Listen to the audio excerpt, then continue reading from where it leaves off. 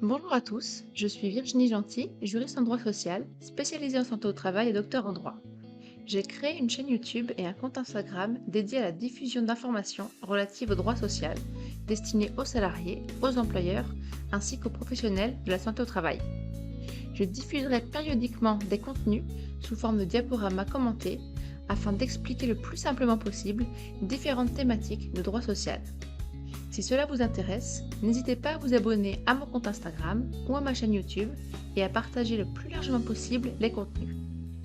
Pour la première diffusion, j'ai choisi d'aborder le thème du temps partiel thérapeutique qui peut parfois être complexe à appréhender pour l'ensemble des parties prenantes. Tout d'abord, lorsque l'on parle de temps partiel thérapeutique, de quoi s'agit-il?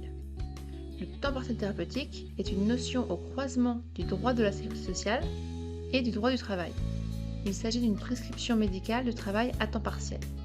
Sur prescription de son médecin, le salarié travaille à temps partiel au sein de son entreprise.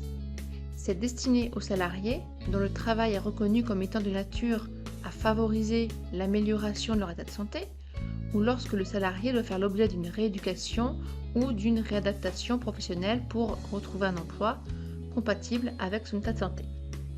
Alors concrètement, comment mettre en place le temps partiel thérapeutique et quels sont les acteurs impliqués? Tout d'abord, le temps partiel thérapeutique doit être prescrit par le médecin traitant du salarié. La prescription se fait sur le CERFA classique des arrêts de travail. Il convient de préciser qu'il n'est plus nécessaire pour le salarié d'avoir été en arrêt de travail à temps complet pour pouvoir bénéficier d'un temps partiel thérapeutique. En d'autres termes, cela signifie que le temps partiel thérapeutique peut être prescrit par le médecin traitant du salarié dès l'arrêt de travail initial. Ensuite, le temps partiel thérapeutique doit être accepté par la caisse primaire d'assurance maladie. Il s'agit en réalité d'une acceptation tacite puisque l'absence de réponse de la CPAM vaut acceptation. Il appartient au médecin conseil de la sécurité sociale de valider la prescription et le renouvellement du temps partiel thérapeutique. Puis, lorsque le temps partiel thérapeutique a été prescrit, il convient de le mettre en œuvre concrètement dans l'entreprise. Par principe, l'employeur peut accepter ou refuser la reprise du salarié à temps partiel, mais nous verrons que lorsque le médecin du travail intervient, en réalité, les préconisations s'imposent à l'employeur. Afin de prévoir les modalités d'organisation du temps partiel thérapeutique, le médecin du travail devrait être sollicité. Il pourra être sollicité soit au cours d'une visite médicale de reprise si la mise en œuvre du temps partiel thérapeutique fait suite à un arrêt de travail d'au moins 30 jours, soit au cours d'une visite médicale à la demande de l'employeur ou du salarié dans les autres cas. Il appartient alors au médecin du travail de prévoir ou de confirmer les modalités d'organisation du temps partiel. Le médecin du travail pourra par exemple préconiser un travail par demi-journée ou en alternance, un jour sur deux.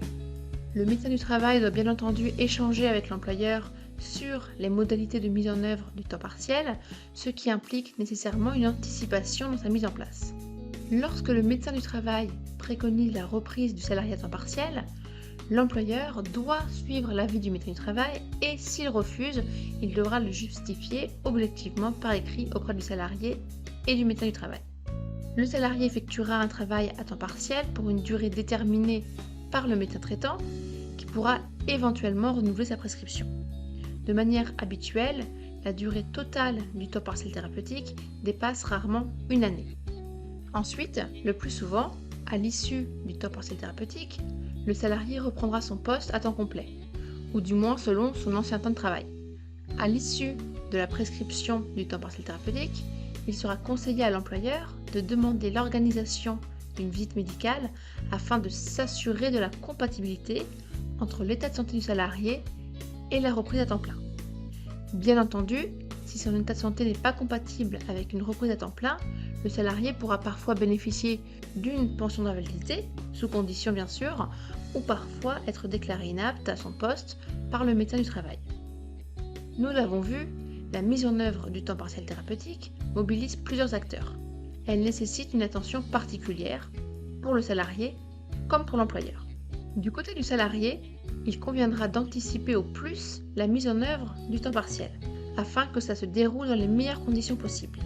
Le salarié peut d'ailleurs solliciter son médecin du travail avant la mise en place du temps partiel s'il est en arrêt de travail, ce qui permettra de préparer au mieux la reprise du travail. Du côté de l'employeur, outre l'organisation à mettre en place pour faciliter la reprise du travail à temps partiel, plusieurs questions se posent, dont celle de la nécessité de rédiger un avenant au contrat de travail, ainsi que la gestion des congés payés du salarié durant cette période. Concernant la rédaction d'un avenant au contrat de travail, cela n'est pas obligatoire d'un point de vue légal, mais c'est tout de même conseillé, car par principe, tout travail à temps partiel doit faire l'objet d'un écrit. De plus, cela permet de préciser contractuellement le nombre d'heures hebdomadaires et la répartition du temps de travail, ainsi que le caractère temporaire de l'avenant. Ensuite, concernant la question de la prise des congés payés par le salarié au cours du temps partiel thérapeutique, cela est possible, il convient simplement d'en informer la CPAM. Les congés payés n'interrompent pas le temps partiel thérapeutique et ils seront pris à temps complet, c'est-à-dire à la fois sur le temps de travail et le temps d'arrêt de travail. Ce premier épisode est terminé, j'espère que cela vous éclaire sur l'organisation du temps partiel thérapeutique. Si vous l'avez aimé, n'hésitez pas à le partager. Je vous rappelle que vous pouvez retrouver ce contenu sur Instagram, YouTube et LinkedIn.